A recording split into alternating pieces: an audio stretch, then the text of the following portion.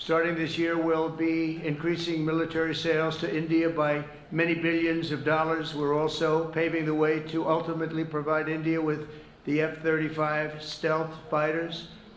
In 2017, my administration revived and reinvigorated the Quad security partnership. In our meeting today, the Prime Minister and I reaffirmed that strong cooperation among the United States, India, Australia, and Japan, and it's crucial really to maintaining peace and prosperity, tranquility, even in the Indo-Pacific. Friends, today we have also set ourselves the target of more than doubling bilateral trade to attain $500 billion by 2030. $500 billion